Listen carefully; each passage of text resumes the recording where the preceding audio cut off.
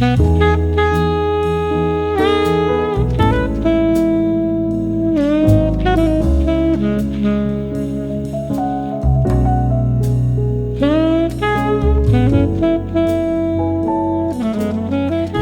back to my channel and welcome to today's video. So today's video I'm doing a couple of things I thought would be a good idea to film. First thing I'm going to do is some baking. I haven't been able to just sit down and properly bake in a long time, and when I mean baking I mean just like a real hearty unhealthy thing. And so I'm baking something from Jane's Patisserie today. Her website is just, I mean, I could eat everything on there. So I'm going to bake that today and I'll show you that recipe in a second. And then I'm also going to be making my autumnal apple slaw. And I know when I do a recipe or I speak about a recipe on Instagram or on here, I get a lot of questions and a lot of requests to show that recipe. So I'm going to be making that recipe today. It's an autumnal apple coleslaw.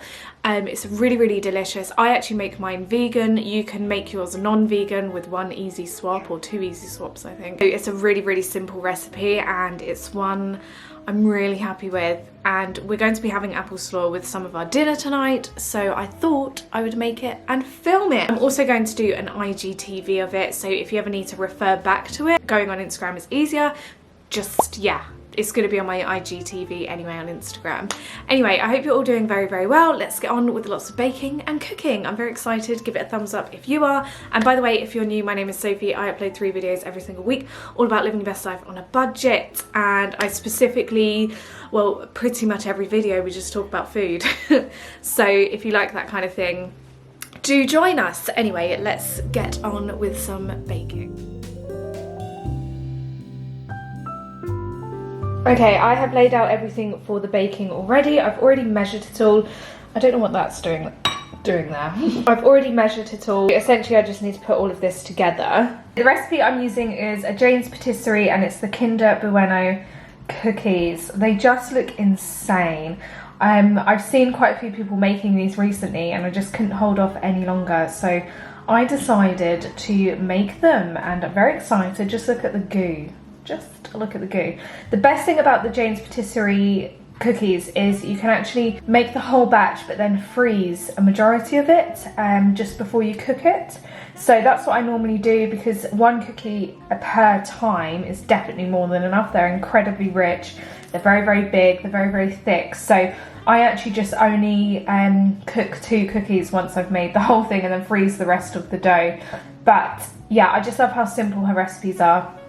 Really easy to follow along. I love the pictures. So I'm going to make that today. So she suggested if you want chocolate chunks in there, just do half and half these, which are these are the Aldi versions of Bueno Kinder bars, I think they're called, which are just chocolate bars with this white thing in the middle. I don't know if that's white chocolate or what. I've never actually had them. I've gone with half chocolate chips and half of the Bueno bars. These are going to melt in the cookies and it's all going to be gooey. I love it. I've got Kinder Bueno bars to go on the top. I was going to get the Aldi or Lidl versions of these. I do get told very often how good they are. I've tried them and I still prefer the branded personally. Maybe it's just what I'm used to. Some brown sugar, some plain flour, unsalted butter, bicarb of soda, I think it said, I need to double check that, vanilla extract, and an egg. So yeah, let's get it all together and get our bake on. Oh, there's a little cat hair.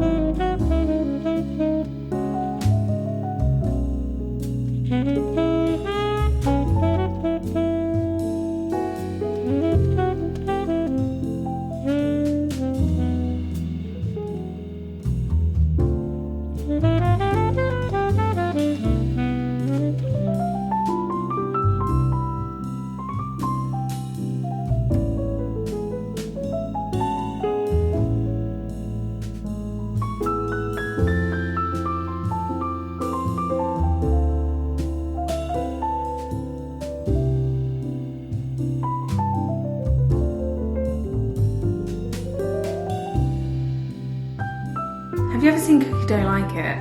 I absolutely love her website. I think in terms of baking, I have found so many recipes that just work very, very well from her website. So if you haven't checked her out already before, you should definitely. I definitely need a spoon. The packets you can get, like, you know, the kind of, what are they called? Better crocker packets? Especially when you add a couple of your own ingredients. I normally kind of take a recipe and make it my own somehow, but with this one, because I've never done it before, I'm just going to stick directly to the website, and then when I next come to bake them, I can experiment a little bit.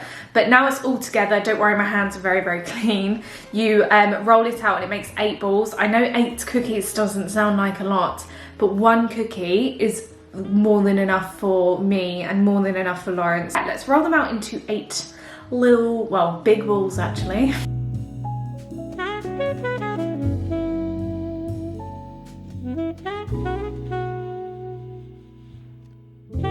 I'm going to separate 2 and put them in the freezer and put the rest in another bag in the freezer for another date. But they stay in the freezer for at least 30 minutes. To be honest, you can leave them as long as you want, and then you cook them in the oven for 10 to 12 minutes. So they are going to be so gooey. I don't know what it is about the freezer. I think it might set the dough quite a lot so the dough doesn't spread too much. I don't know what it is, but the freezer tends to work very, very well when baking cookies.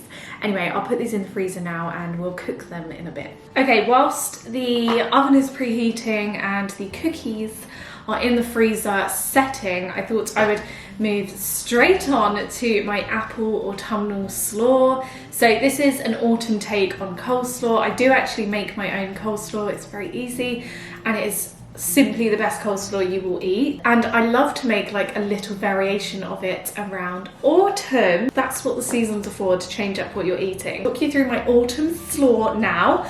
I will show you how it's all done, and then if you need to refer back, this all will also be put on my website, which I've linked down below. My website has lots of like really easy, affordable, budget-friendly recipes to follow along with. So if you did want to check my recipe out, my website out, go check it out. So the first thing you'll need is a nice big bowl. I go for this bowl all the time when I'm making it because it's just one of those bowls that no matter how much stuff you get in there, it's always going to be big enough. And I've already got chopped up about 1/4 of a red cabbage.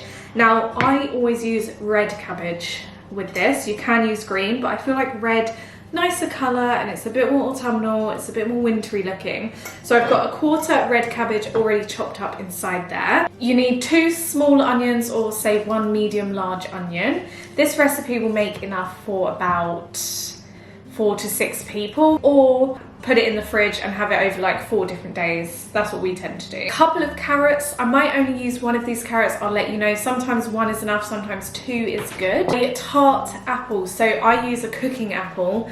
So it's a very tart apple, but tart is what you need to go for. You don't want to go for too sweet. Some organic apple cider vinegar. This stuff is £1.99 from Aldi, and it's the best apple cider vinegar ever, and it's also really, really good for you. So it's good. I always put it in my coleslaw recipes. Some vegan mayo. I don't think I've mentioned this yet, but this is actually a vegan coleslaw. You can actually use normal mayo for your coleslaw, and but I'm just using vegan mayo because honestly this stuff is amazing. I have you guys to thank for that because you guys introduced me to that.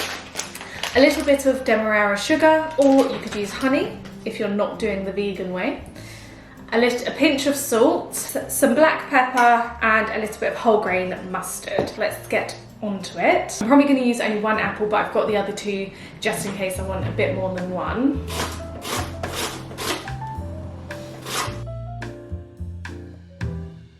I will actually get a knife and just kind of roughly chop a little bit just so they're not as wide, but I actually do it on the larger side because I don't like nice. I don't like it to grate too small, otherwise you don't get enough texture. By the way, I do actually use, I think it's called a guillotine, I'm not actually sure, to chop onions, and it's actually a game changer when you're chopping onions. I will link one down below for you if you do want to try it.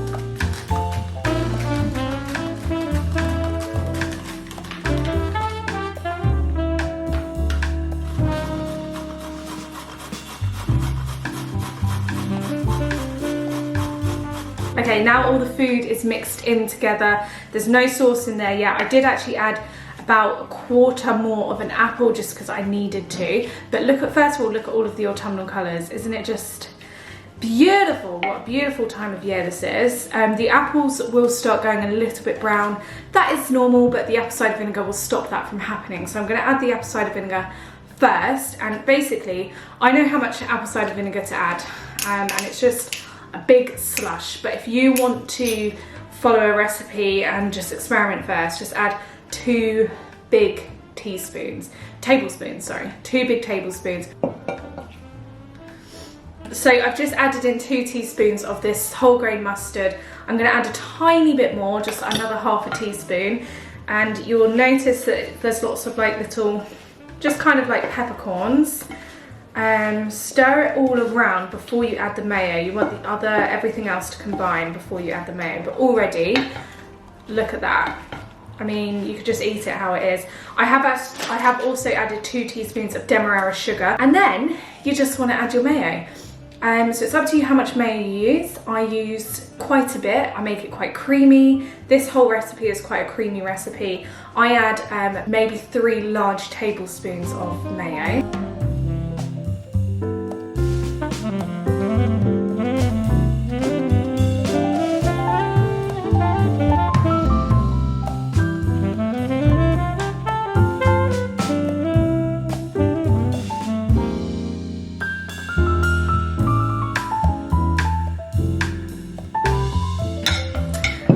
There you have it. It's now done. I ended up putting about 4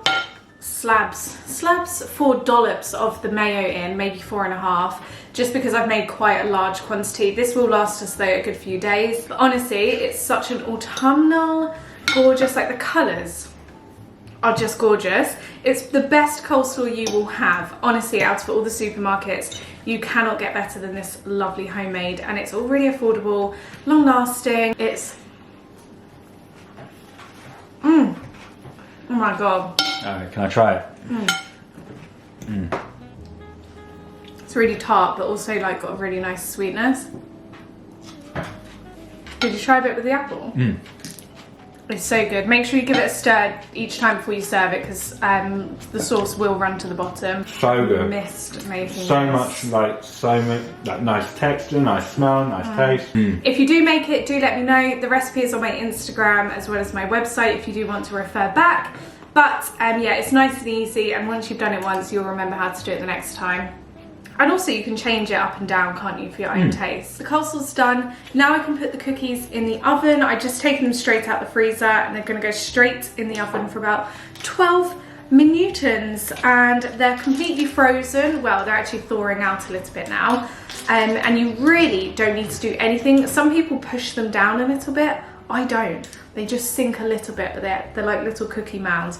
Anyway, let's put these in the oven at 200 degrees Celsius for about 12 minutes.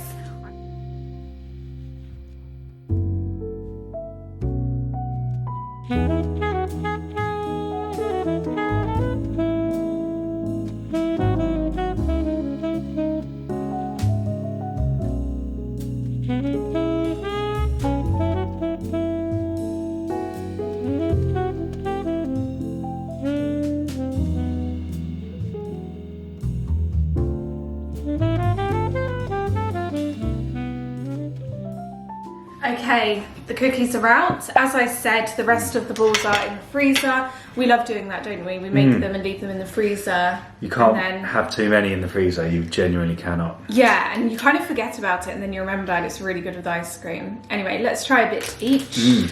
It's so gooey. Oh my god. And I know. I've never had better cookies than Jane's Patisserie. No, they are the best. Okay, ready? Yeah. Oh my god. Oh my god. How good is that? There's no tidy way of eating these cookies, but We eat them with a spoon normally.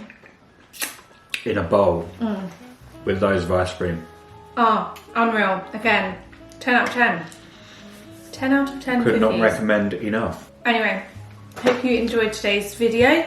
and I really hope you enjoy the recipe that I showed you. If you do make it, please let me know. I'd love to know. I probably got chocolate around my face, but I really hope you enjoyed today's video. If you did, please don't forget to give it a thumbs up. It really helps my channel out, and no doubt I'll see you again very, very soon, and we love you very much. Bye. Bye.